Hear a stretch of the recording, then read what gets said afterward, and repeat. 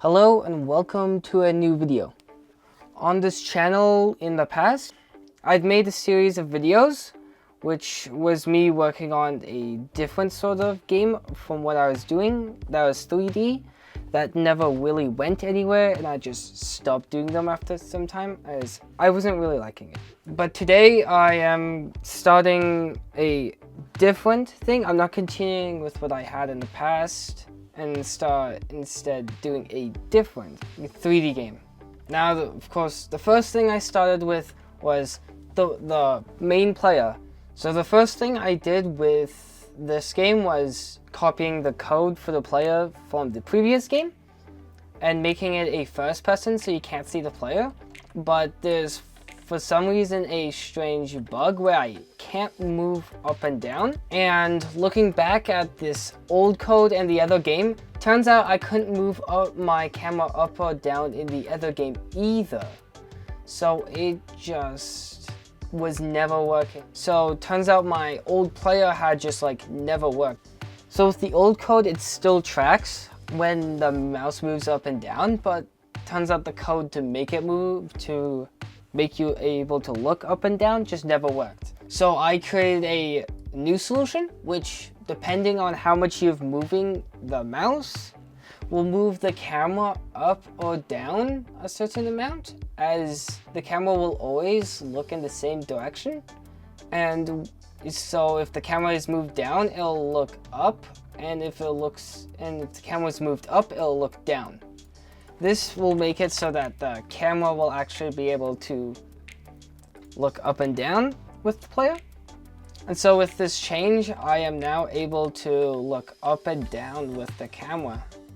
So the thing after that I did was set up a system so that the player can interact with objects.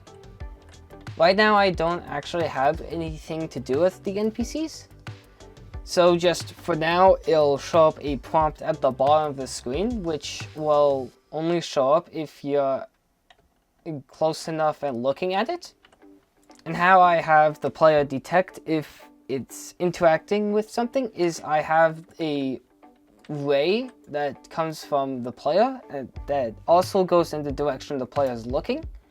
And this, it'll check for if it's interacting with certain objects and then do as it needs to do with that object.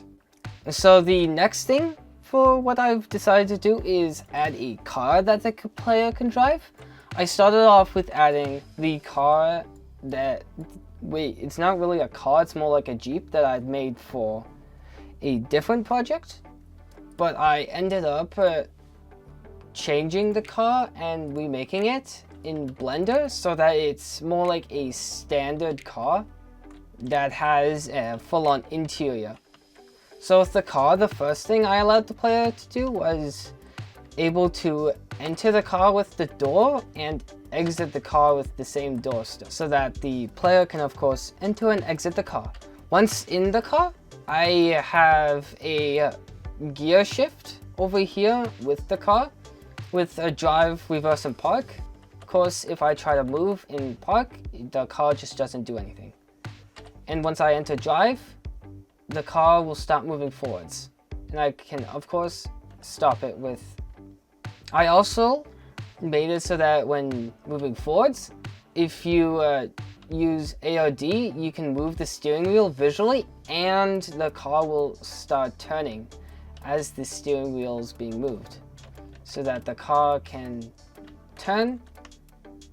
And additionally, you can also use the reverse and to go backwards with the car, with S basically just nullifying any speed that you had on the car. So now you're able to drive with the car. Additionally with this, depending on how much the steering wheel's turned, when I hop out the car, the front wheels will actually be rotated with respect to how much the steering wheel has been turned. With one of the final things I did with the car is I made it so that there's a button that can toggle some front lights on the car, which if this was a dark scene, which would be helpful to see, but otherwise it just lights up the area in front of you. So this is what I've made for today's video. I hope you enjoyed today's video, and I hope to see you in the next video. Goodbye.